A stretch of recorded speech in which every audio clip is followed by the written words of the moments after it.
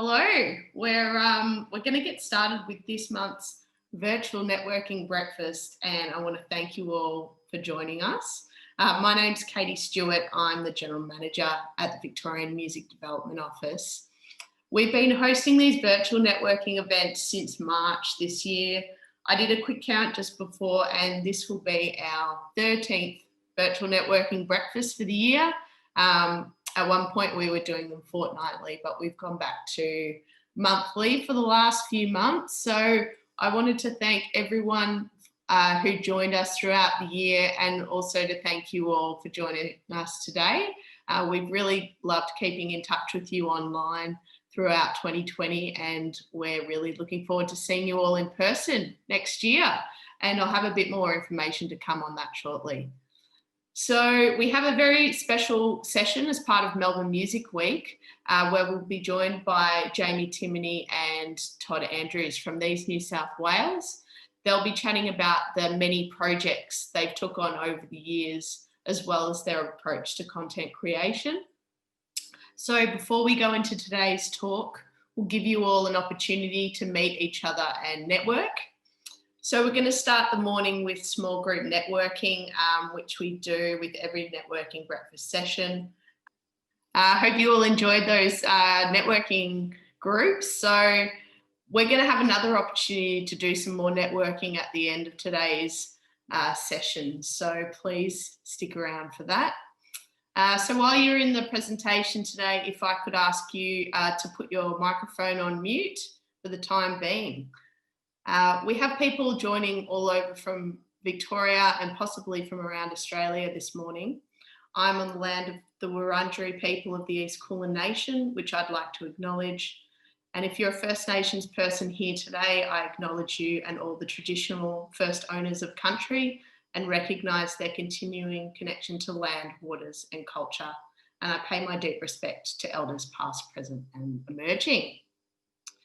So we're going to have time for questions at the end of today's presentation as well. If you think of any as we go, you can pop them in the chat and we'll get to them at the end. Alternatively, if anyone wants to jump up on camera right at the end, we can do that as well. So now I'm really pleased to be presenting and introducing today's very special Melbourne Music Week talk with These New South Wales. The multimedia conglomerate. They're a critically acclaimed punk band with 2 albums under their belt, but they don't stop there. They star in 2 seasons of their own Comedy Central mockumentary series, which is available to watch in full on YouTube. They've launched a podcast and they've punched out 46 episodes this year. It's titled What a Great Punk. And it is now the 5th most listened to music podcast in Australia. They create additional bonus content through their Patreon channel for their devoted fans. And most recently, they've launched a talk show titled TNSW Tonight, which is filmed live at Melbourne's Croxton Theatre.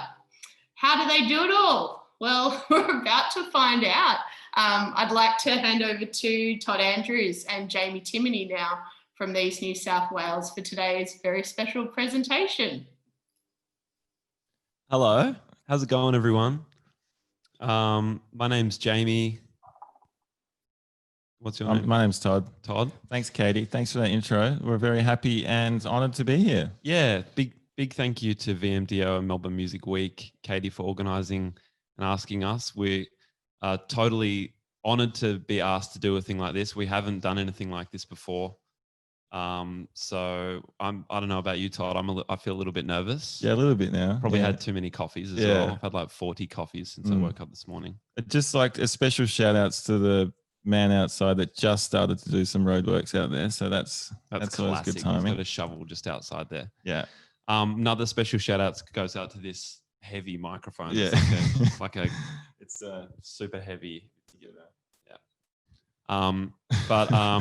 Yeah, we got together 2 days ago and had a coffee and were going over basically what we were going to talk about in this. And it actually ended up being a really nice sort of couple of hours together, had a piece of cheesecake and talked about everything to do with this project since the very start.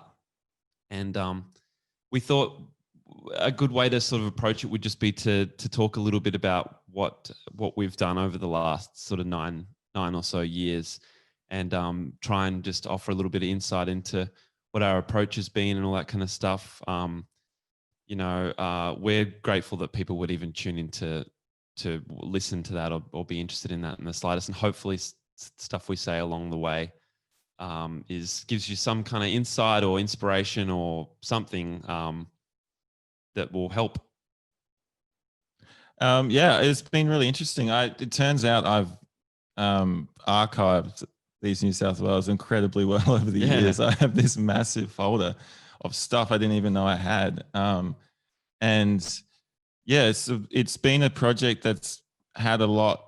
It is a project that has a lot to it, but it's all sort of evolved very organically. So there was never a plan at the start, or there still really isn't. And it was really interesting sort of sifting back through all these old photos and multimedia files and stuff on my computer.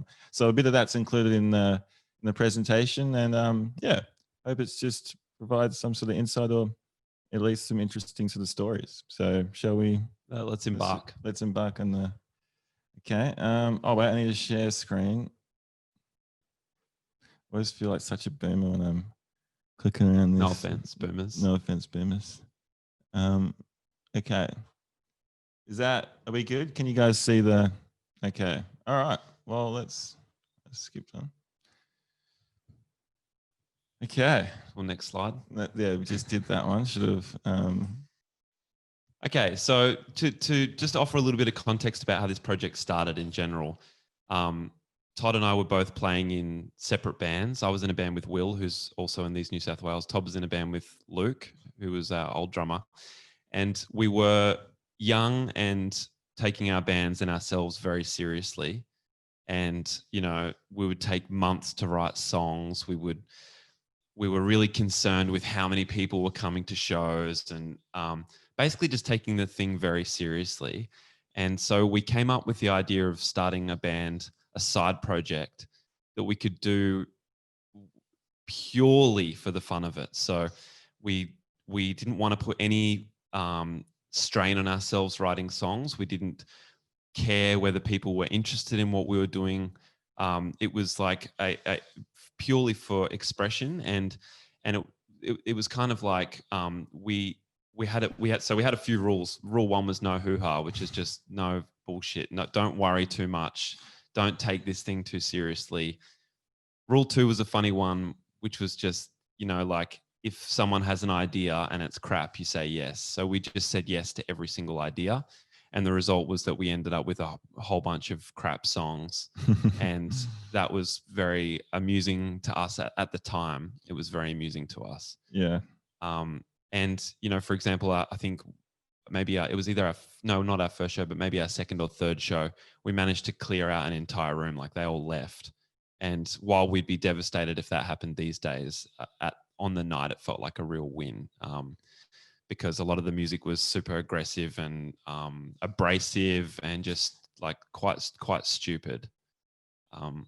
We're very used to, a lot of bands work this way. You really think about every little part of a song, whether it's the second before a chorus, if you're going to have a pause, or if it's going to extend out, or whatever happens. Todd loves there. a pause before a chorus. A pause before a chorus.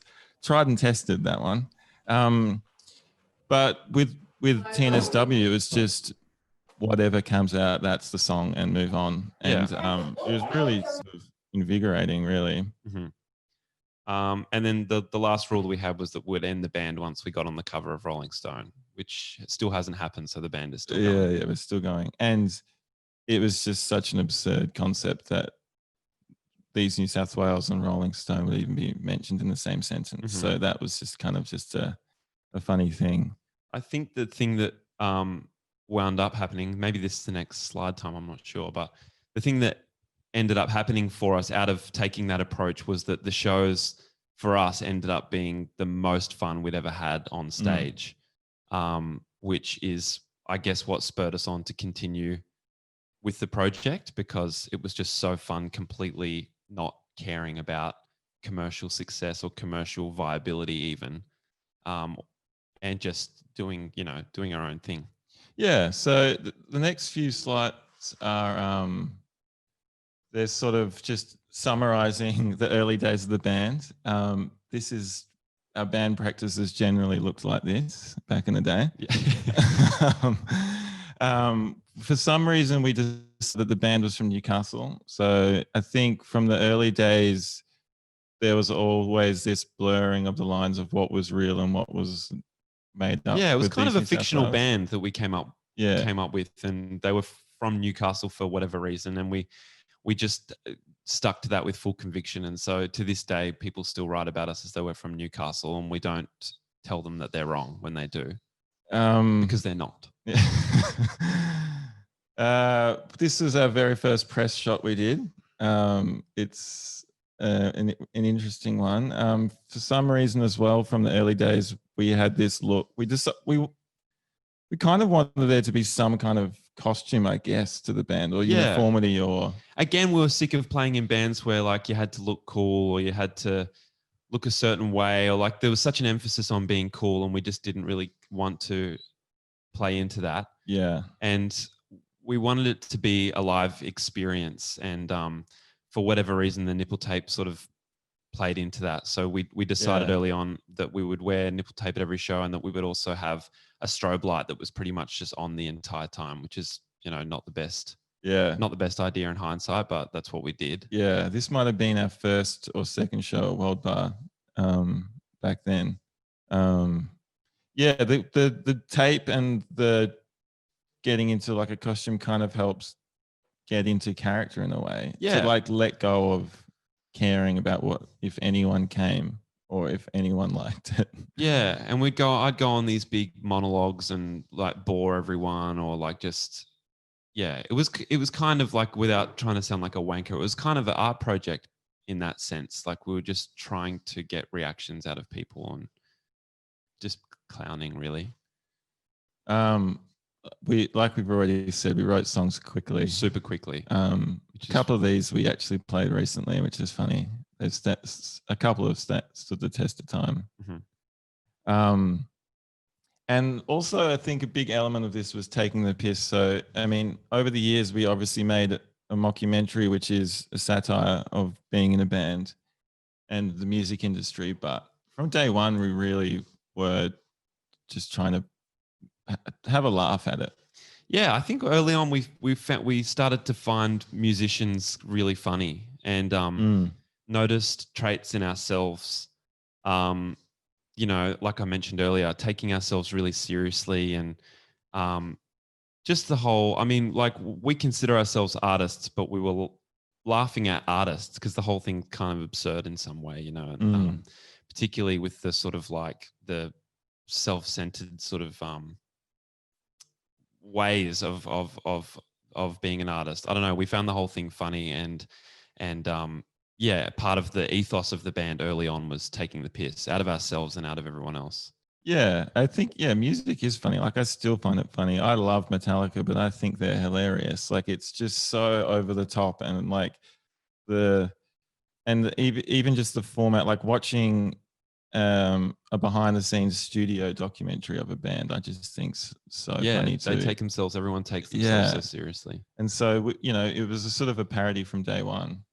And like we said, we didn't, I think from day one too, we set out to live have an experience, not just a show. So whether that be Jamie going on an insanely long monologue and literally making people leave the room because they're bored. Yeah, people talking about what a song is about. Things like that, they're the kind of things we enjoy taking the piss out of. This song's about such and such. Like, it's like, no one gives a fuck, mate. So we would like doing those sort of things. There was a time early on where you would just get on stage and sit on the kick drum and meditate. I remember doing that. It almost looks like you are here, but we would just do, we wanted it to be, you to watch these New South Wales and it to be more of a theatre show, like a live theatre show. Yeah.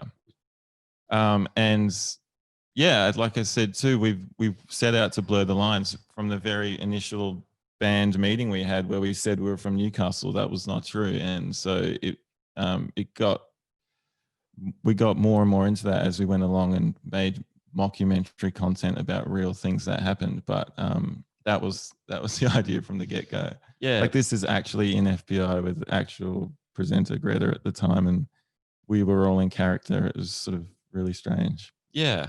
That was the kind of trolling nature of the band, was that idea of enjoying using reality and using fiction where it suited us, to create this world where you don't know what's true and what's not. And we very much still stick to that today. You know, we still often lie, for the fun of it, you know, in terms of our creative output, you know, and blend it with the truth, because we've just found oftentimes that the truth, when we're making our show and all that kind of stuff, is a lot stranger than fiction most of the time, and a lot funnier.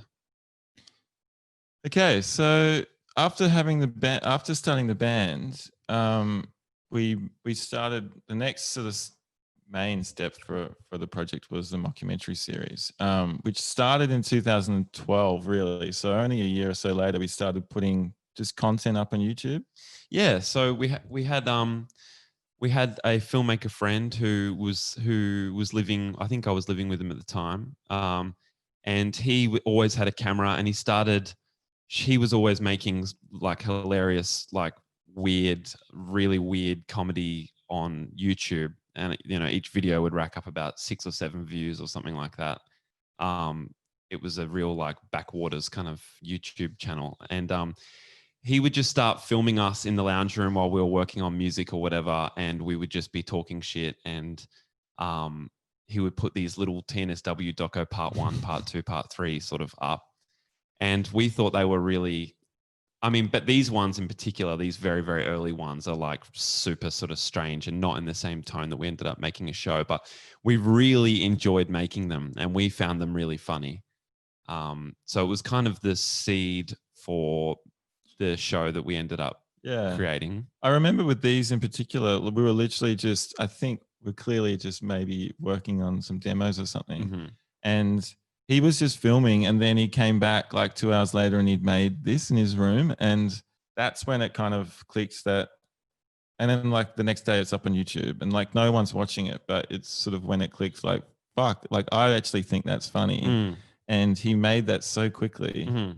And just went and did it. Yeah, he was editing it in the same room as we were while working, we were sort of thing. working. Yeah. So I think that was the start of making things generally for us. And that kind of culminated in towards the end of 2014, us making with Hari like a 5-minute mockumentary called The Final Gig. Yeah, so this was like the first mockumentary thing that we ever made.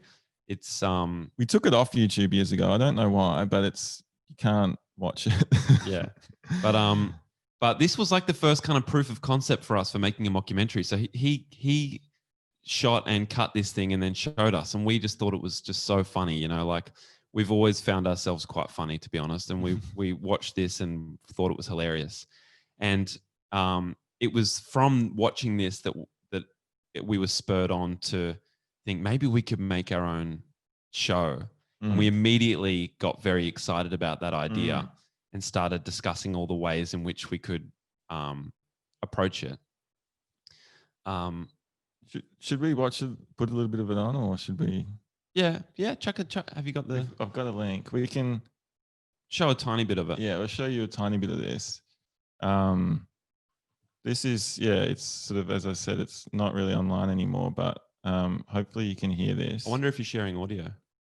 Can you give me a thumbs up or down, Katie, if you can hear this audio?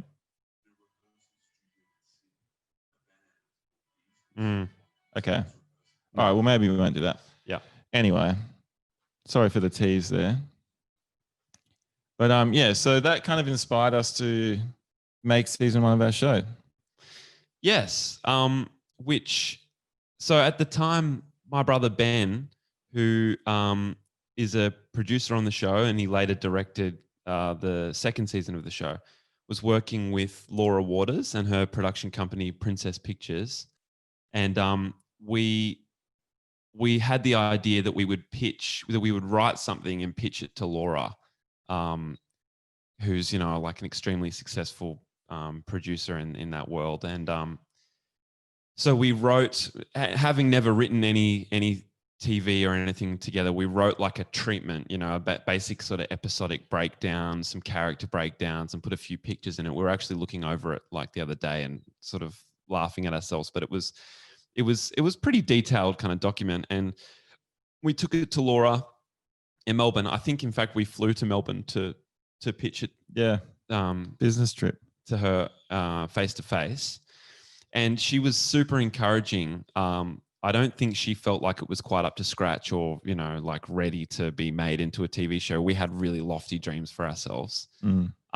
We were like, this is definitely, she's going to love this and we're going to turn it into a television show immediately. But it wasn't kind of the case. But she was super encouraging, and she said to Ben, because then Ben was like, oh, maybe we'll take it to Screen Australia or something like that. And she said, just make it, just go and make it, you know, which turned out to be really good advice for us, because we had this idea that we need to get money or we need to get the support or the backing from someone to do it.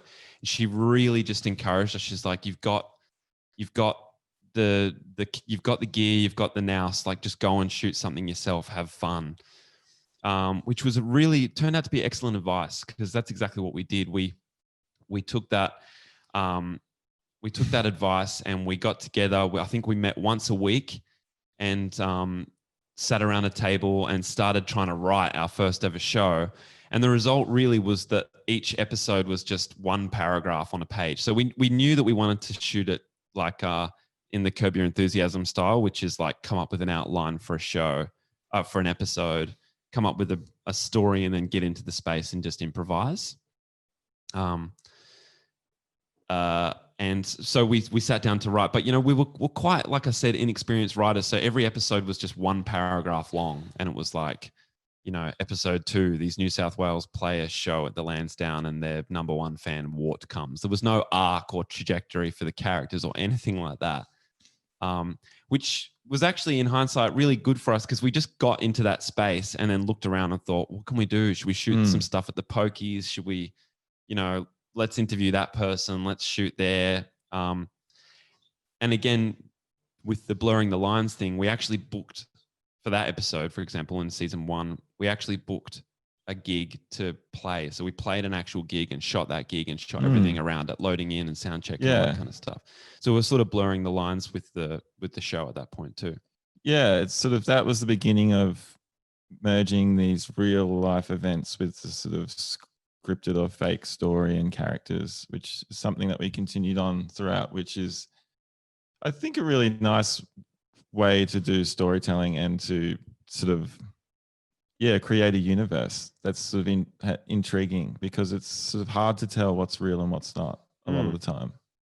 And at this point, just quickly, I'll say as well that we were super lucky in this circumstance, because we not only had Ben, who's a really experienced and talented filmmaker, but we also had Callum, who you can see on the screen there on the left, who is just an extremely talented filmmaker and creator.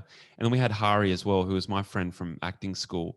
And all 3 of these guys worked for nothing and were, you know, they're as much a part of the project as we are. So they were as driven to working on it and editing and writing and all that kind of stuff as we were. So we're exceptionally lucky to have those 3 guys at that point, like, on the team, because we're not film. We as a band, we couldn't have shot and directed it ourselves, you know. That's true, because the just make it advice is great if you can make something like that. It's sometimes easier said than done, and we're very lucky to have the people in our group who and willing enough to make it for free. Yeah. So another lesson we learned early on in and which sort of carried through, is that the obstacle is the way. And this is an example of how we kind of learned to just deal with things, and often they turn out for the best. Yeah. So one day we were shooting episode 5. We shot season 1 over 6 days. So there's 6 episodes. We shot 1 episode per day. And this was I guess, the 5th day, because it was episode 5, and we were shooting with, we were shooting in a rehearsal studio, and Will called us on the morning of the shoot while we're having breakfast and said, "I can't come to the shoot today. I have blisters all over my feet and all over my hands. I think I caught a disease from a baby." And we were like, okay, definitely don't bother coming to the shoot. But we also couldn't not shoot. Yeah. So we decided that Will was sick for the exact reason that he caught something horrible from a baby. And you know, like, we just wanted to touch on this because the obstacle is the way has been a thing that we've always said. Any time that we've faced any kind of like disappointment or thing that we perceive to be a disappointment, we've always managed to turn it into a positive and understand that, you know, like that's how it's meant to be. And this thing ended up a real blessing because Will gave us a storyline that we didn't have before because, like I said, we're inexperienced writers. We hadn't really made an arc for the story, and Will not being able to turn up to that band practice episode meant that he created a story for us that didn't exist before. Yeah, a story of him leaving the band and us imploding on ourselves, essentially. Yeah.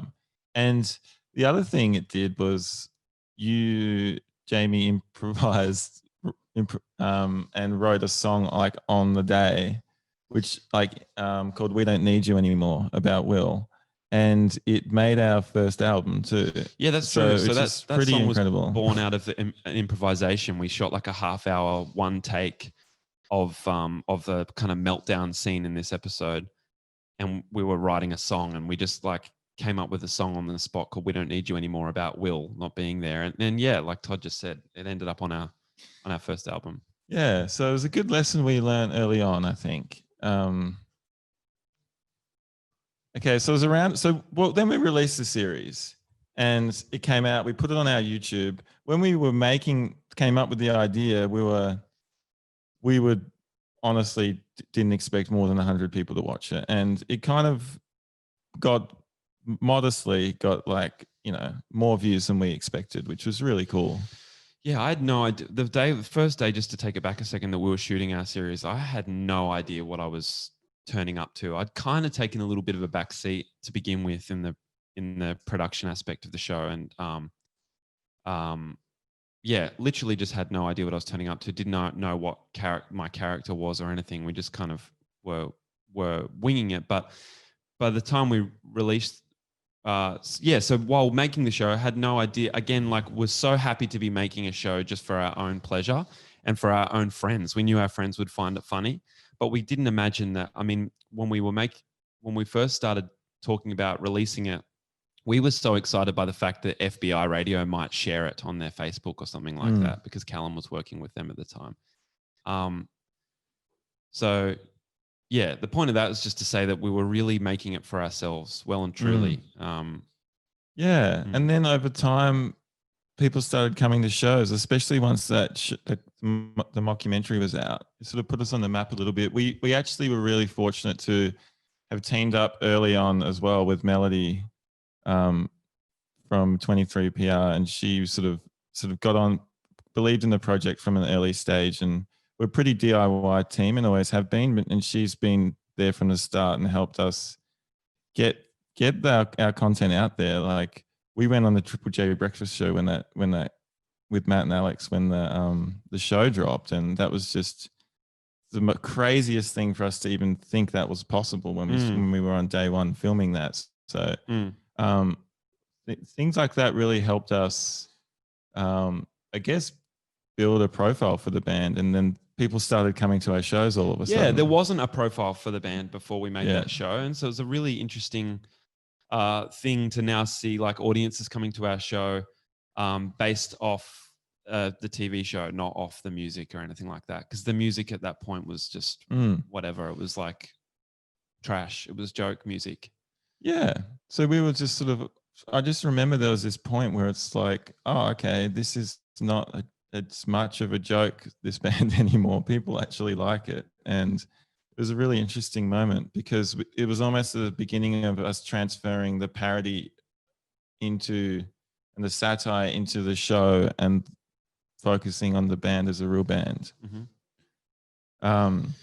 So through this period after the season 1, and as the band was starting to do okay and like actually like playing shows interstate and things like that, we started filming everything.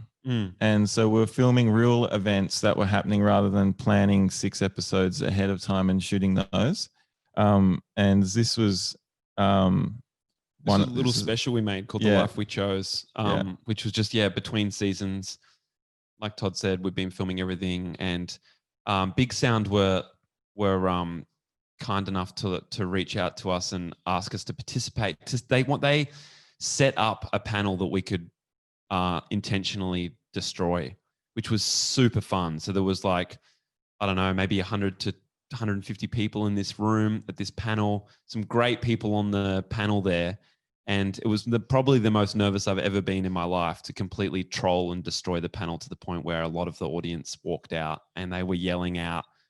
They were going, let someone else speak. Yeah, it was a super uncomfortable and like incredible experience. Yeah. I answered a phone call while on the panel and was just like being exceptionally rude. And we caught it all on film, and it ended up going into this special. So, you know, we were really grateful to have Big Sound, Maggie, who kind of organized and sort of backed our project enough to let us do something that kind of trolly. Yeah, if you haven't seen it, I recommend watching. It's in the Life We Chose video. It's really out there. I can't believe that we did that, to be honest. And once again, just having a laugh at what we all do in the music industry. So it was really great. We were filming and sort of making sort of documentaries more organically at this point. So we were writing storylines or things around what we were actually doing.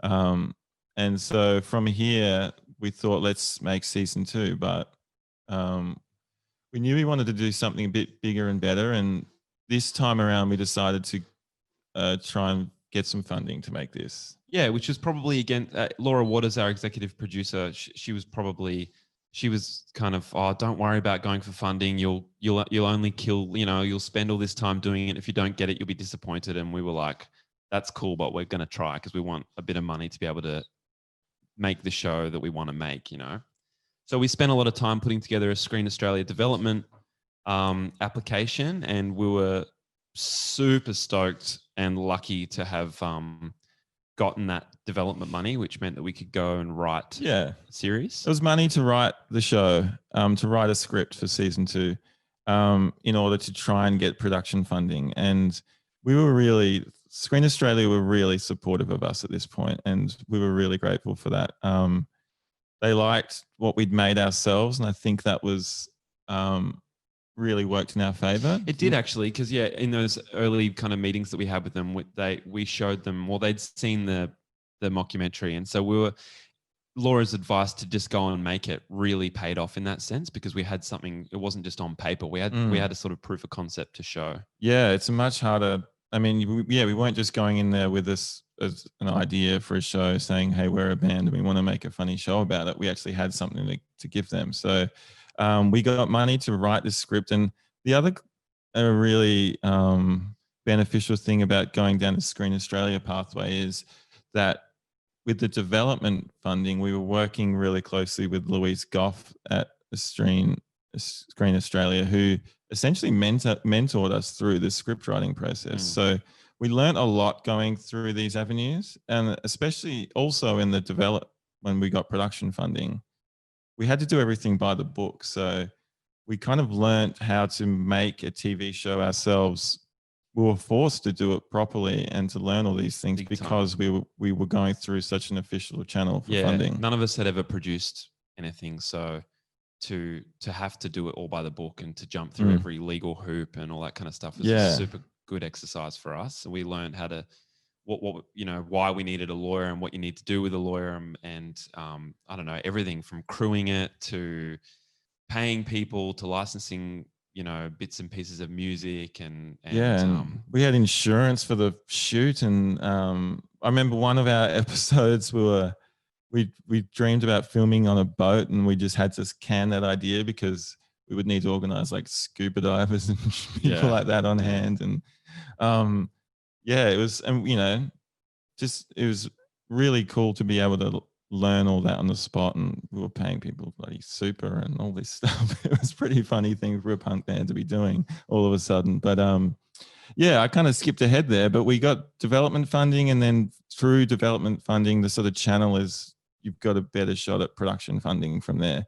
And we were very, very stoked to get production funding for season 2, which meant we could essentially make this 8-episode script that we'd written, and it was like a dream come true, really.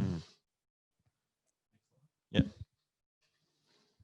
Oh, okay. So the first stage of season 2 was to make our first album. This was because, it was time to put out an album for one, but we'd written a lot of songs, but also we were able to fund this album off the music budget for season 2. Yeah, which is a really interesting way to fund it. So we budgeted, we knew that we needed music for season 2, and so we budgeted into the show what it would cost to make an album, and then we used that money from the budget to make an album. Yeah, and not only did we make an album, but we made another mockumentary about the album in the studio. The studio. So that was really fun. So we were able to. I mean, this is a really interesting mockumentary, this one, because it's the actual footage of us playing the songs, which is really nice, but also just once again taking the piss out of and satirizing. Yeah, we watched a lot of like making of bands that made their own making of albums, and just thought that was so funny. And like even friends bands that had done them, and we were just like, we see ourselves in those people as well, and it's as much a satire of ourselves than everyone else. But yeah, it was really fun to write that format pretty hard. So from there we went straight into production of season 2, really, and that did span a couple of years. So it was a 3-week shoot, but the edit was 6 to 12 months. 6 to 12 months, and then we were pitching for another 12 months. And so it was the start of a big, long process. We did, once again, it was our team with Callum, Ben and Jamie co-directing, and myself producing, and some other friends in the crew. And it was a small crew, but we did it ourselves, which was really cool. Yeah, and we started a production company from there. So my brother Ben and Todd and I have a production company called Born in the Sauce, which we created. It was something that a man at a Mexican restaurant said to us in LA.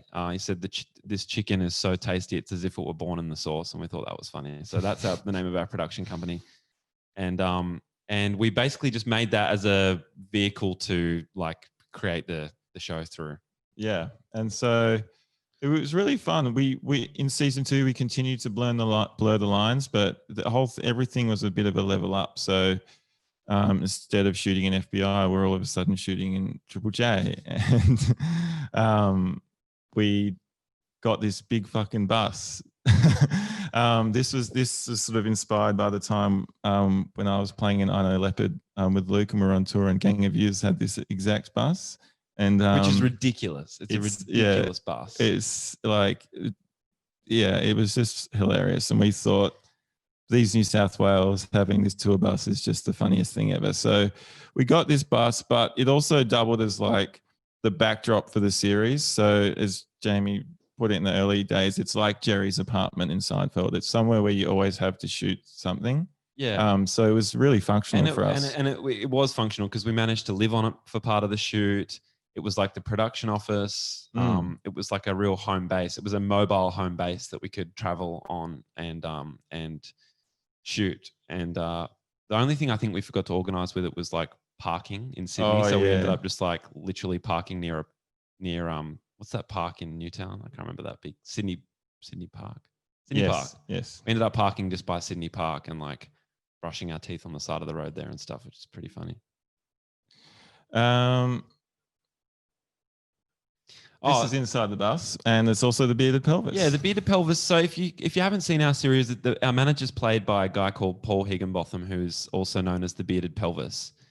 And we just wanted to touch on this because we really love using real people in our shows, like non-actors. And Paul is a perfect example of that. I was working in a chicken shop in South Sydney, selling burgers and stuff. And Paul was a bus driver, and he would come in every day and get a coffee.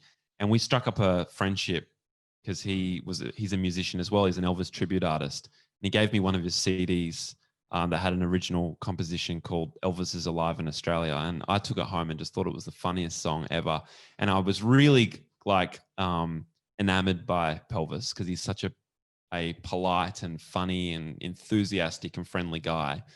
And we asked him actually to support us at Oxford Art Factory in Sydney with doing his Elvis act, which went down a real treat. Like people were on the stage and dancing and having a great time. And so when it came time to cast our manager, we kind of knew that he had to play the manager. So Todd and I auditioned him in a cafe just to make sure that he could act to some degree. And you know, he could, and he was such a sport. He got involved. He was there for all 3 weeks of the shoot. He did an incredible performance in the thing, and he's become a real sort of like I don't know, mascot for our show, and also just like someone that we really like love. He's an absolute pain in the ass sometimes as well, and he wouldn't mind us saying that. But he's a really beloved friend of ours, and it's just, again, with the blurring the lines thing, it's just been something that I don't know, I love seeing real people like that on screen, and people who aren't actors acting, I think, is also awesome. Yeah, a lot of his stories, all of his stories in the show are real stories. He'll tell us something off camera, and we'll go, whoa, tell that again on camera, and then we'll start a scene like with one of his stories. And so yeah, once you're right, was a big part of the blurring the lines and the aesthetic of our show. Yeah. All these stories, we've got a few sort of stories to come just quickly from this show, and they're all about just sort of the obstacle is the way, and just doing, like, following the universe, really. So we'd written Jimmy Barnes into our show, into season 2, but hadn't asked him to be in the show. Yeah, Jimmy Barnes and Daniel Johns were both written into the show when we applied for Screen Australia funding, and they said, have you guys got these people on board? And we sort of went, not yet, no. And they said, are you going to? And we went, yeah. And we didn't know either of these people, and but we just kind of trusted that it would work out, you know. We had this blind sort of faith that it would work out. And Todd knows Ellie Mae Barnes, Jimmy's daughter. And so we took the full, like, the back road there, I guess. And Todd just reached out to Ellie Mae, and she showed her dad the first season, and then she wrote back to Todd saying, Dad thinks you guys are idiots, silly idiots, or something like that. Yeah. So that was, it was really lucky. I mean, like, luck has played a massive part for us, I think. I mean, like, we've certainly worked really hard, but we've also been really blessed with the privilege and luck as well. Both of those things, I think, have really come into it, and it's not lost on us. You know, we really understand that we've been very fortunate along the way with certain opportunities. This is probably the craziest story. This is a really weird one, this story. So Todd and I we were at Todd's apartment, and we'd been working on the script all afternoon for season 2. And we were thinking, fuck, I think we'd just been awarded funding, and we're thinking, how the hell are we going to get Daniel Johns? We don't know really anyone who knows him.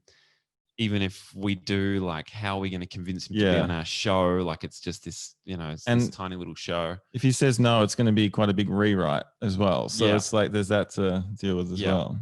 So we were having that discussion. We walked down to a local bar at about 5 or whatever when we knocked off, and there was nobody else at the bar.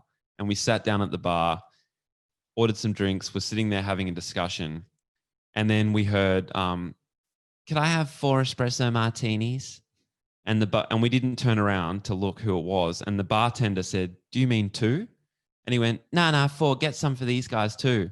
And we turned around, and it was motherfucking Daniel Johns standing right next to us, buying us drinks out of nowhere. which was like absolutely Yeah. mind-blowing because we'd just been talking about it and we had no idea how we were going to get him in It's our incredible. show. So he bought us these drinks. I don't drink, so I had to just like pretend to drink mine. And then his friend, Jake, I had met years ago, and he was like, Jamie, what have you been up to? Blah, blah, blah. Anyway, so I told him that we were in a band and we'd been doing a series, and he said, oh, you got to send it to me. So we didn't mention anything about season 2 or the fact that we'd written Daniel into the new season yet.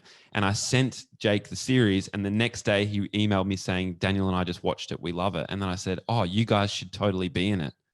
And they said, yeah, that'd be great. So that's Jake in the background on the harp.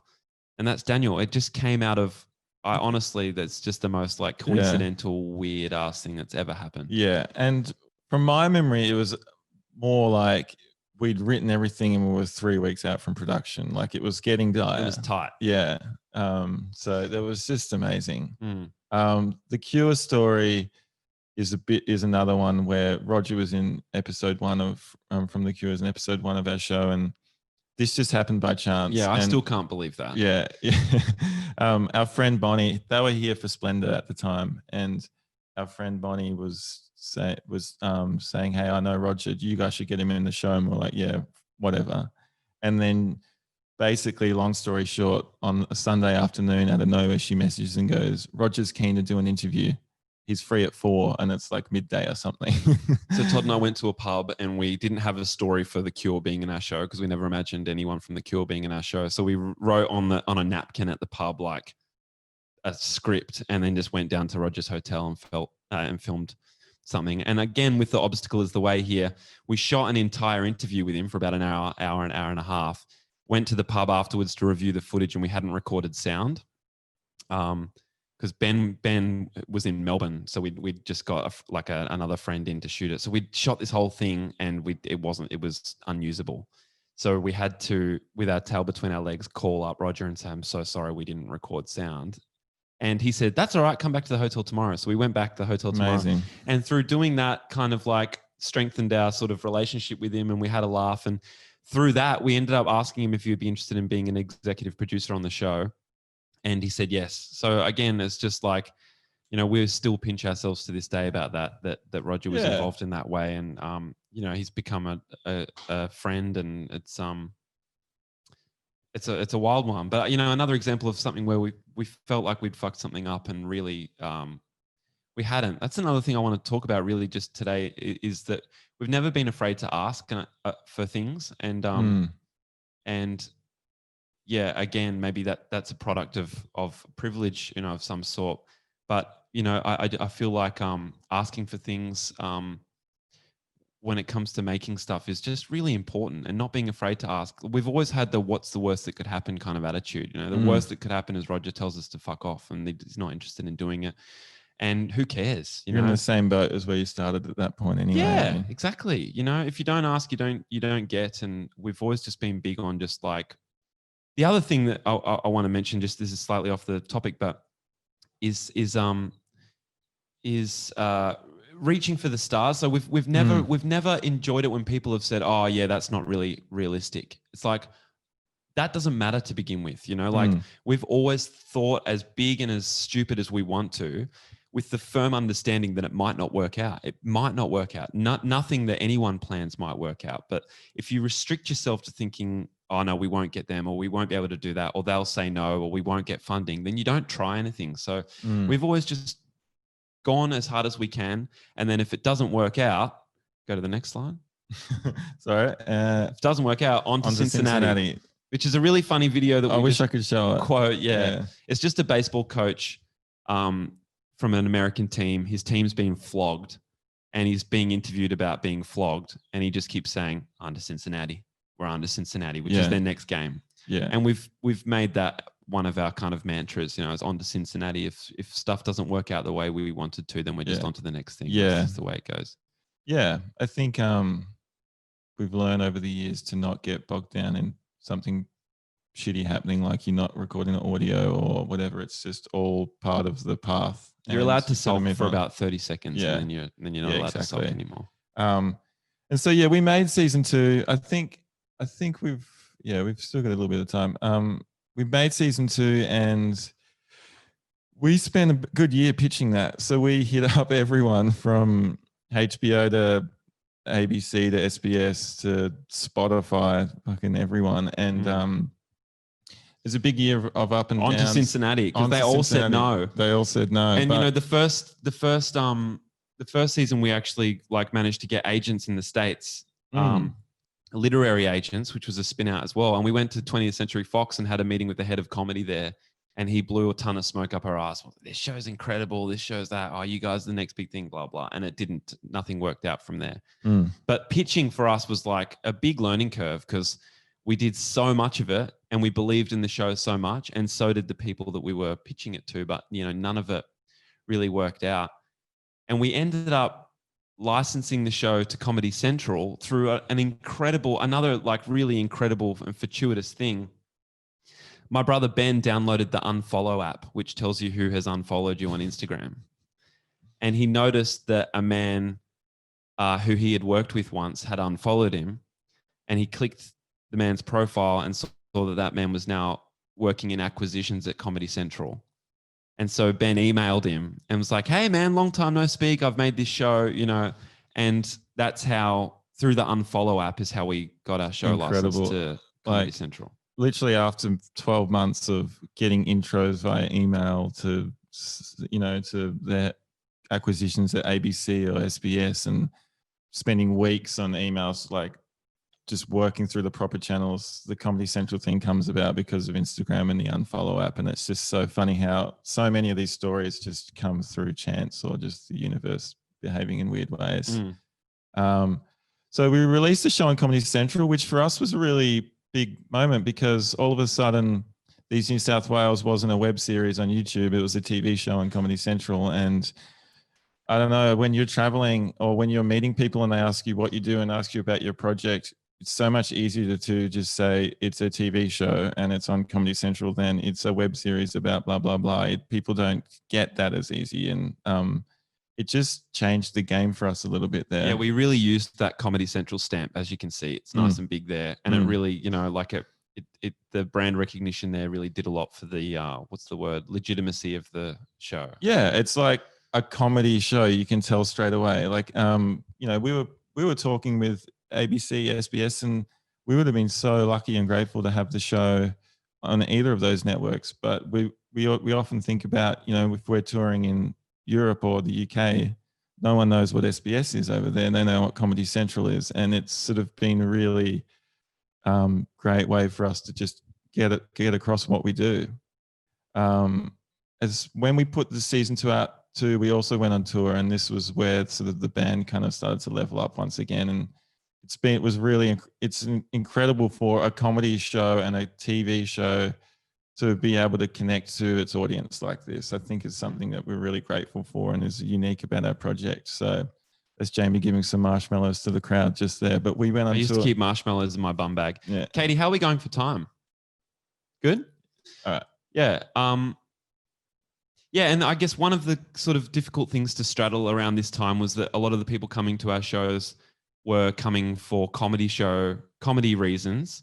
And at the same time, our motivation for the band was to like make it a good band, because we like punk music and we like music, and we were trying to make the band a more legitimate kind of like thing. It was no longer a joke to us. So there was this weird dichotomy of like comedy fans coming to our shows and us playing like real music.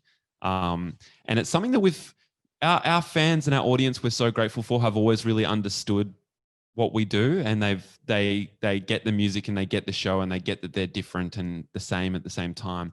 The music industry, I think it's been kind of tough to communicate to the music industry what we are, and I think there's been a lot of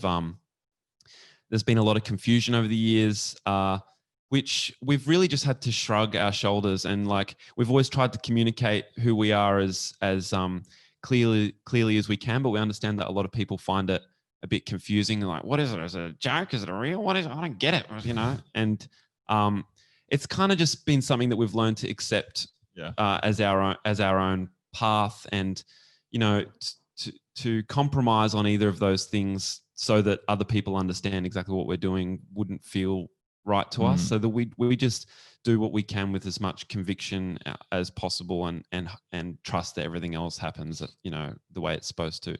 Yeah, we probably don't help ourselves out in that respect when we really try to blur the lines and trick people about what's real and what's not anyway.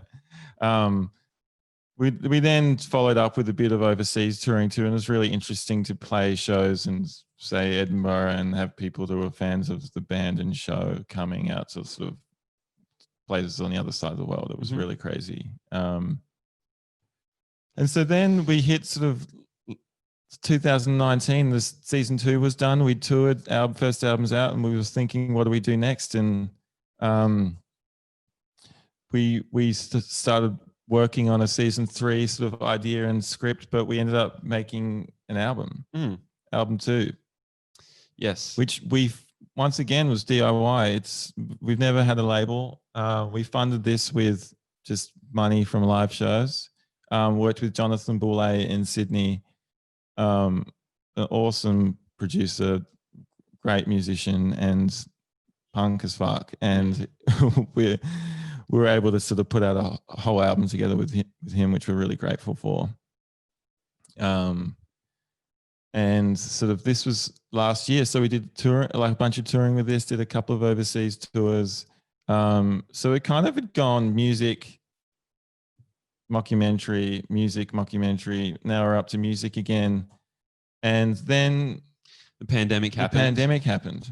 And we'd been tossing around the idea of doing a podcast. And it really took a long time to decide on whether to start it or not, because we had seen all the memes about podcast bros and like, oh, the world really needs more white guys making fucking podcasts. And we were like reticent to start it for that reason, because we agree with that. You know what I mean? It's like there's a lot of noise on the internet, and we agree that white men take up way too much space as it is and stuff. Somehow we ended up making it anyway, just because we thought, look, you don't have to listen to it, but we know that our fans are super engaged and with the stuff we do, and we saw it as a way that we could like get a conversation rolling with our fans and friends even more so. And I guess we believe in ourselves as like as offering something in the comedy space, and I think that's kind of what this podcast is about. It's like it's a fun, lighthearted comedy pod, really, or music pod. So that's been a really fun thing. Again, we didn't know if it was something. We realized that to make a podcast, you have to be really consistent, and we also don't do things unless we know that we will follow it through. Like, so we agreed to do 20 episodes of a podcast and then reassess. If we were feeling drained by it or whatever, then we would reassess. And by the time we got to episode 20 of the pod, we were having such a fun time that we started a Patreon instead of, canning it. Yeah. And the Patreon, we started the podcast from feedback from the fans saying, and there was only a handful of fans saying they would listen to a podcast, and that's who we made it for. And the same deal with the Patreon. We asked the people listening to the podcast, would you subscribe to a Patreon? And a handful said yes, so we made it. And the idea with the Patreon is that there's sort of fans that subscribe and pay for extra content, bonus content, so they get an extra podcast each week. But it's actually become a lot more than that. It's become a community, and we connect with that audience behind that Patreon wall like really tightly. Like we're in DMs with all of them pretty much, and they have a direct line to us, and we give them VIP things like merch and access to tickets and these kinds of things, as well as content, but also ask their opinion on things. We value it because they're like the really diehard fans of the pod, but usually of everything we do. So we ask them what they think's working, what they want to see next. We do sort of insightful bits of content, kind of like this, where we give them a bit more of a peek behind the curtain. And I think the podcast and the Patreon have really made me realize how These New South Wales is pretty much as much about our community that we've built more than anything. So we're not really making content to become huge or mega stars or anything like that. Speak for yourself. Yeah, we make it to serve the people that love it and to really grow that tight knit niche community. And I think that's something really important that we have. Yeah. And I think another great thing that I think about when I think about the podcast is that I never imagined myself making a podcast ever. I don't really listen to them, and I don't really understand what they are. And what I enjoy about it is that it's like I like following wherever that sort of creative energy is leading, and it somehow led us to a podcast. And that to me is exciting. I like not knowing what's around the corner and trying new things. The podcast has been one of the most gratifying projects that I've ever been involved with, just in the sense of it's been great for like the idea of letting go. Like I really like, I edit the pod and I have to listen to myself, you know, for an hour, and that's quite an intense experience for anyone who's ever listened to themselves talk for an hour. And you know, so there's been learnings in that, and yeah, it's just an enjoyable thing, and we're really excited to continue it on into next year. And I think we're sort of getting towards the end now. Oh, no. Yeah. As Katie said, this is a little bit of bragging I threw in here. It just did way better than we thought it would this year. It's been really exciting. I want to know who the other four are, though. Yeah. Pissing me off. Yeah. They don't tell you. Yeah. And we also made another TV show this year. Yeah. So we made a show called TNSW Tonight. It was actually Callum who worked on the mockumentary series as well. It was sort of his brainchild. He had this idea. He'd done a lot of work with Vice and in filmmaking, and he had this idea to make a talk show called TNSW Tonight. We were telling him about the podcast, and he just said you should film it. And then that idea turned into, let's make a talk show. Yeah. We were obsessed with the idea, and sorry if there's anyone here who watched it and believed it was live. We're going to like ruin it for you, but we're obsessed with the idea of making it appear live. And I think a lot of people thought that it was live, but it was shot in like the end of 2019, the start of 2020, and then edited throughout the year and in the spare time that we had. So it took a while, you know, we were like doing weekly Zoom calls and going through the edit, but we presented it like a live show, and really we would have filmed a lot more of it. But again, it was like self-funded. We did a bit of product placement with Beats. As you can see, Pelvis has a pair of Beats, and Beats were, couldn't have made it without that. We couldn't have made it. Yeah. They really like, it was literally money to pay for production and crew. We didn't make anything off it or anything like that. It was funny because we always do this. We always, even though we have a little bit of experience now, we always think things will be cheaper and quicker than they are. And it ended up absolutely like dragging us across the coals financially and time-wise. But, you know, it was all worth it because we're so happy with, you know, the episodes that we were able to put out in the end. You know, we're really stoked with the quality of them. We also always think, oh, this show will cut itself, and then it, you know, it doesn't ultimately, because we're really finicky and nitpicky about the edit, and we want to get it just right. Yeah, so that was sort of the next step for these New South Wales, and I'm liking that about things. Like, we don't actually know what's next right now, and if you'd have asked us 18 months ago what's next, we never knew we would have been making a podcast or a talk show. So because it's worth saying, just before we made this show, before we had the idea to make this show or the podcast, we put together over 6 months an entire season 3 of our mockumentary in treatment form, and applied for funding through Screen Australia, and were knocked back on this occasion. So that took the wind out of our sails a little bit.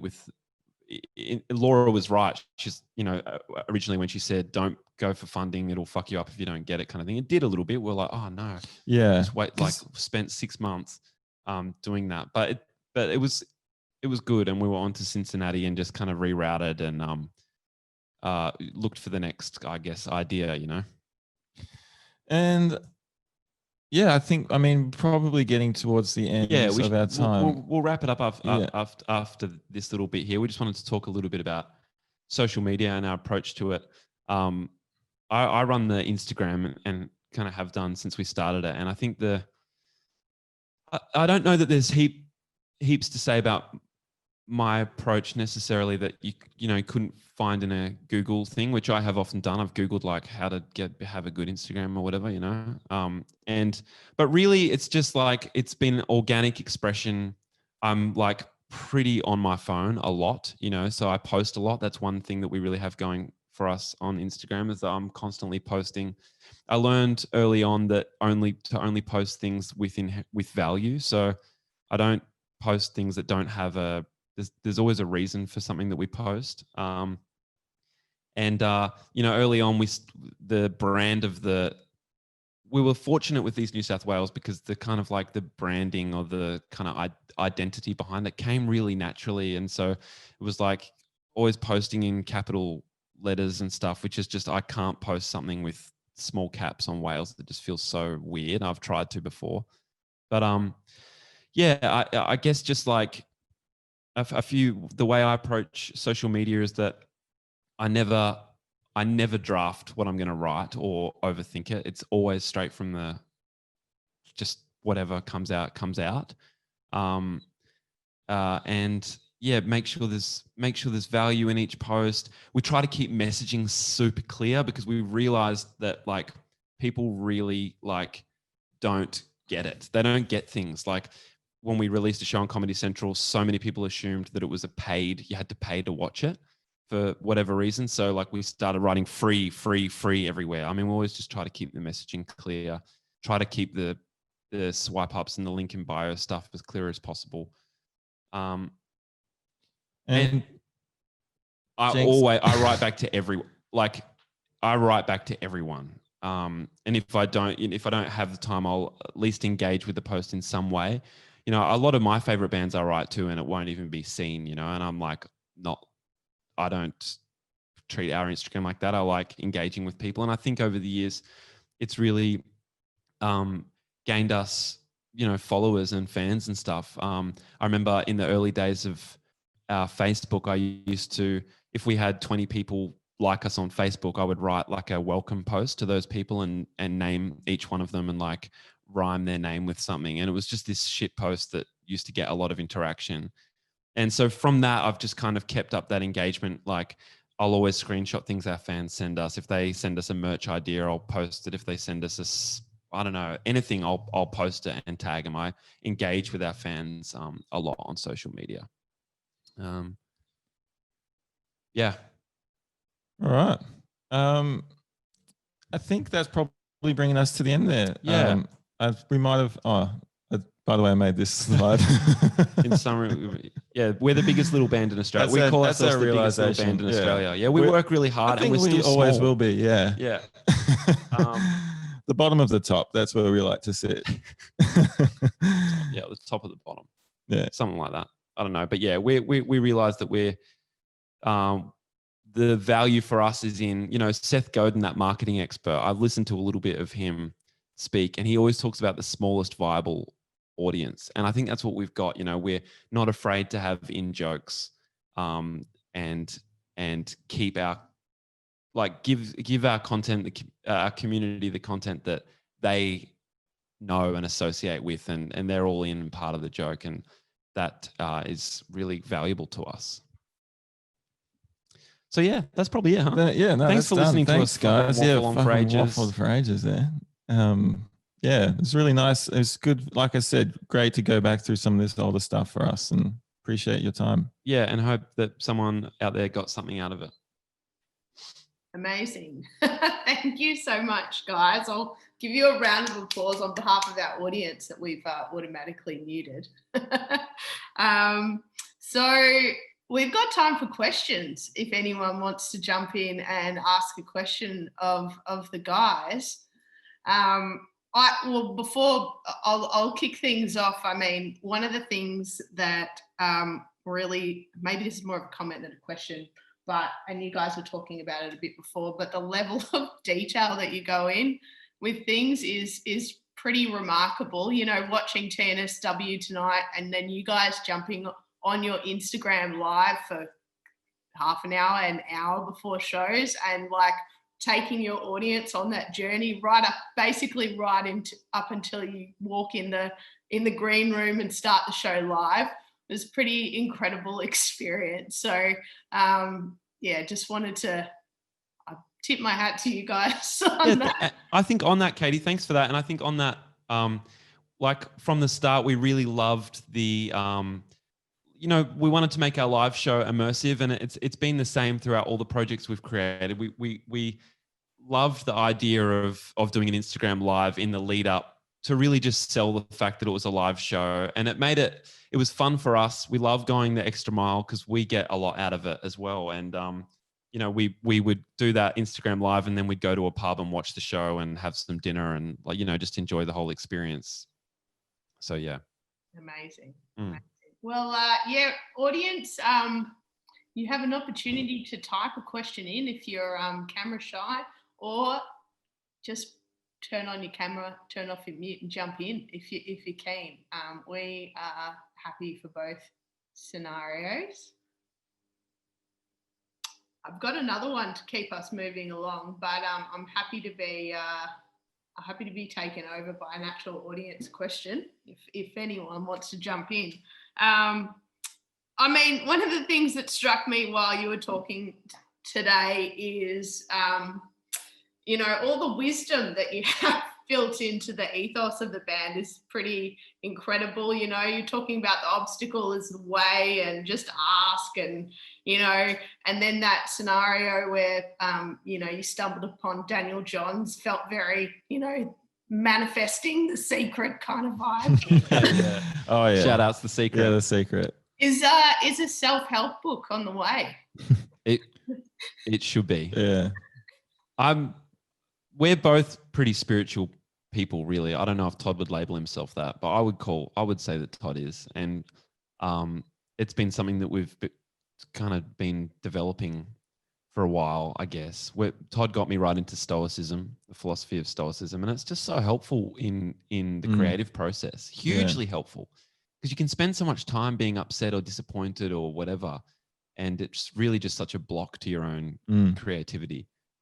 So it's really just like we're into the idea of minimizing suffering.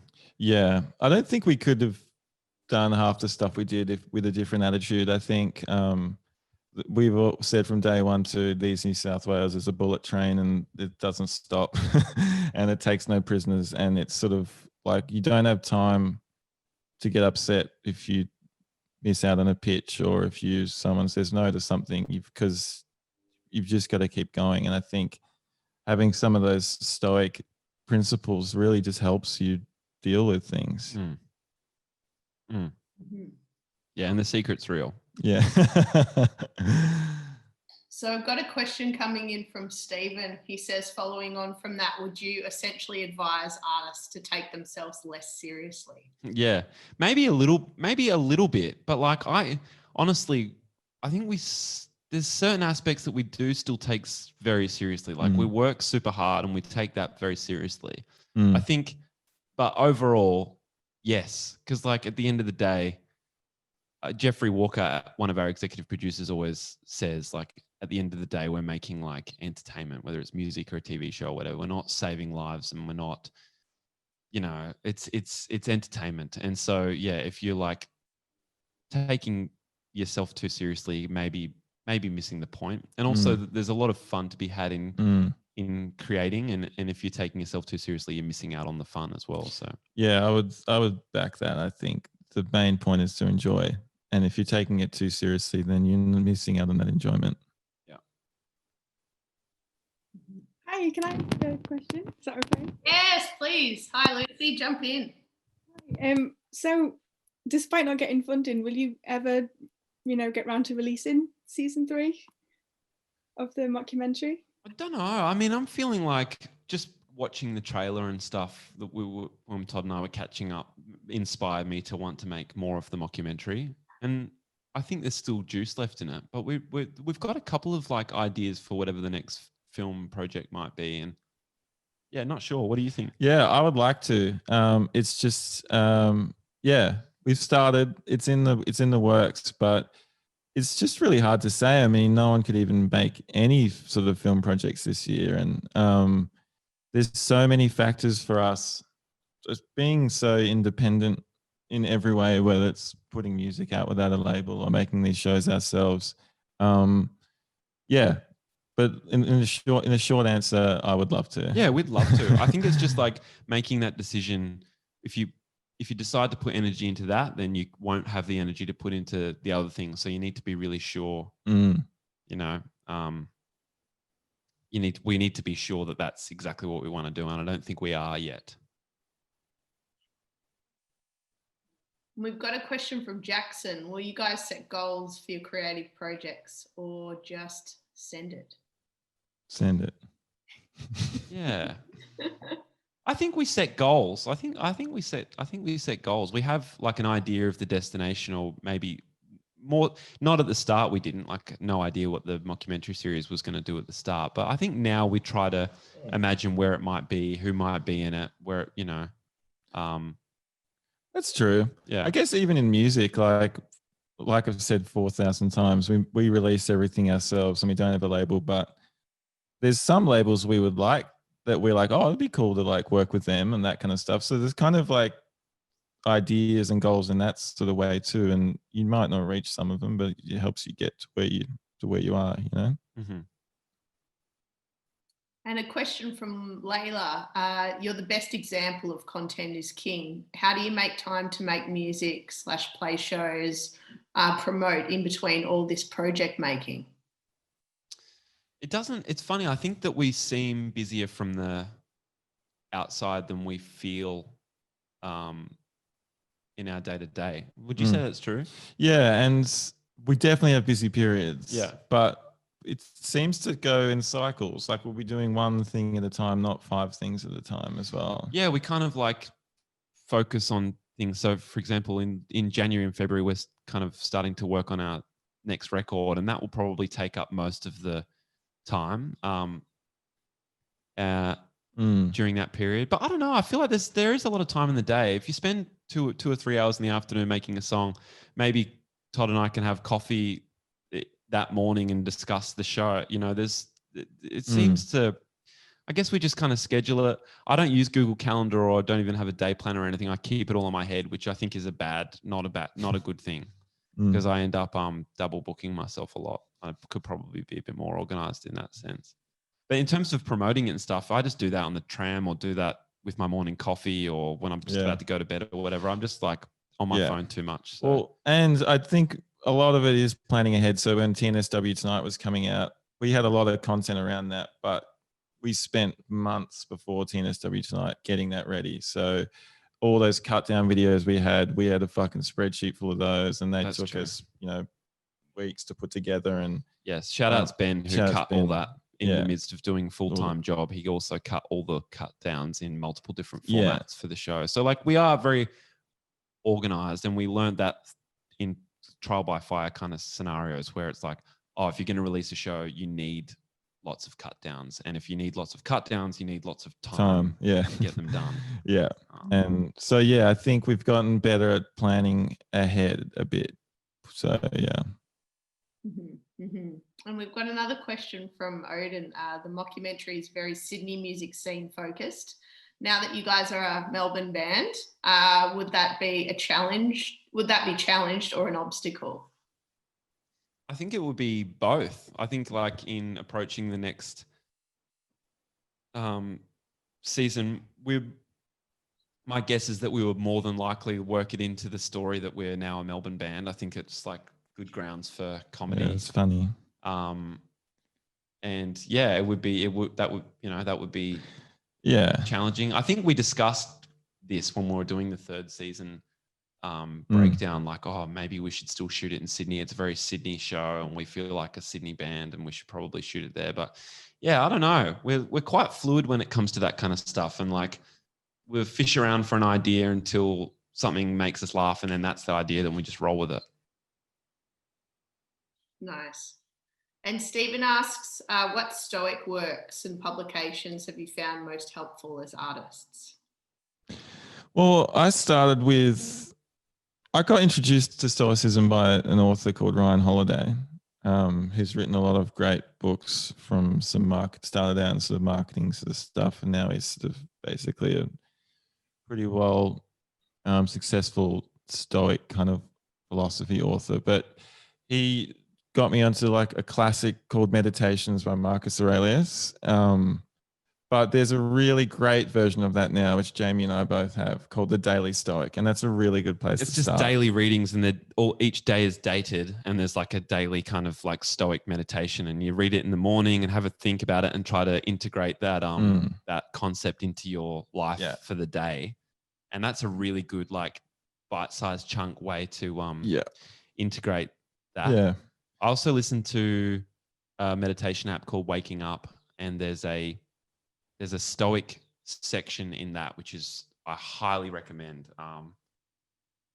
Just some really beautiful Stoic meditations in there. Yeah. Yeah. And the Daily Stoic book the Ryan Holiday's book has an Instagram too, which is good to follow. So yeah, really good Instagram they're page. great sort of starts. They've actually started a new Instagram page called Daily Dad, I think it's called, which I follow as well, which is how's that? A Stoic Instagram page for dads, like inspiring how to be a good dad, which I really like. I really like that. It's good. Okay. Good research. Yeah, just getting ready. Dad. Yeah. I love that. And Mariah asks, is this something you see as full-time work going forward? And is it currently?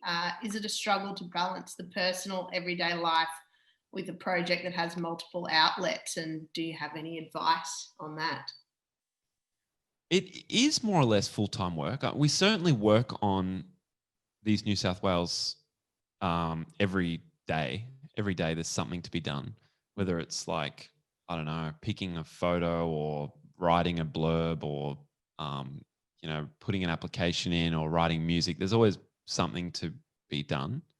And personally, I think it is a struggle sometimes. I mean, like maybe it's because I don't have the iCalendar or the day planner, but I sometimes get a bit overwhelmed with all the things going on, even if they're little tasks. And I sometimes get like a bit stressed and overwhelmed, but I'm like lucky that I have like a good support network, and like Todd's very understanding. Todd is like the hardest working person that I know, and like really keeps the ship like running. Todd does use calendars and all that kind of stuff. So like he's a very solid kind of rock in that sense. Everything's like accounted for. If I can't find an email, Todd knows where it is and all that kind of stuff. So like, but I do sometimes find it a bit of a struggle, to be honest. It's like, can be a bit stressful. Yeah, there's a lot to do, and we like to do everything well, and I don't like to miss things because you work so hard. You want to give yourself the best opportunity that you can. So it does become overwhelming at time. But yeah, we would definitely work on these New South Wales full time easily. I mean, your guys' work ethic is pretty incredible. And I mean, what you didn't touch on is the other projects you have too, because Jamie has Mossy, and also Todd is a co-founder in a startup called Musique, which does fantastic software for live music venues and agents. So, and I've seen how hard you work on those projects as well. So I think it's worth noting that no doubt that you guys have incredible work ethics sort of built into everything that you do. Yeah, I think the key there, honestly, is that we love it. We couldn't do this if it wasn't like our passion, basically. Amazing. Well, I've got one more question if there aren't any more audience questions, and then we'll wrap it up from there. I mean, I was noticing the improv approach throughout everything you do. No doubt is driven a lot by Jamie, your acting experience, and Luke, who was the original drummer, he touches on in the show, his acting experience as well.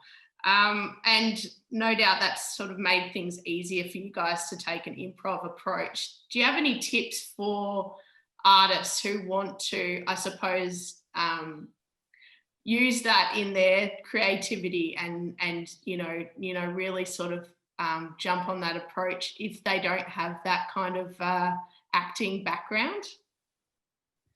Well, I think that like from memory, like shooting season 1 of our show, my utmost priority on every shoot day of that was that I was in a good mood. I had to be in a good mood. I don't just mean like a good mood, but like I had to be in a fun mood. I had to be relaxed.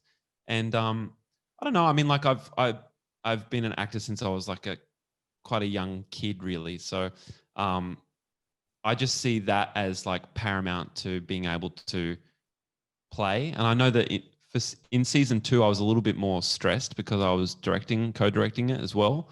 So I had a little bit more on my plate. And so I was aware when I wasn't in that mood to be able to play.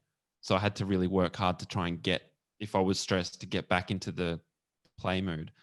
But I think just it's all really about like letting go. You know, if you can let go, then for me, the rest follows. Not worrying about what people. I mean, it's awkward because a lot of the time in our mockumentary, like because we didn't have scripts, we'd set up for an interview.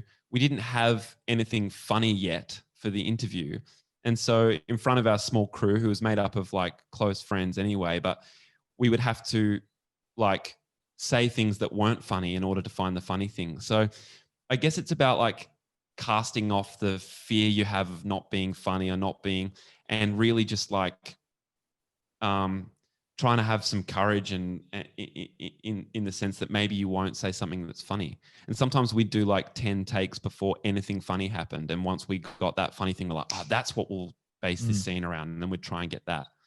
But I guess it's just like overcoming the fear of not being funny or not being clever or whatever and just doing it anyway. Yeah, we often, even with photo shoots, like when you've got to do a photo shoot in a street or outside and people can see you and you find it embarrassing, we have a saying of flicking the switch. And that's where we kind of just imagine there's this imaginary like switch that of like when it's down, you are self-conscious and care what people think. And when it's off, you don't. And you just got to flick that one off. Yeah, we did a photo shoot in a park in London once and there was people everywhere. And we were like, oh my God, we look like a fucking band doing a photo shoot in a park. It was really embarrassing. And we consciously decided to flick off the switch and, you know, just like block everyone out. And I guess every band does that when they're doing a photo shoot or whatever. It's embarrassing. But I think it's the same mechanism as just trying to turn off your self-consciousness somehow and being open to just playing. Fantastic. I think that's a really great note to wrap things up, guys. So thank you again for putting together that brilliant presentation just for the VMDO and Melbourne Music Week. We really appreciate it. Stoked. Thanks so much.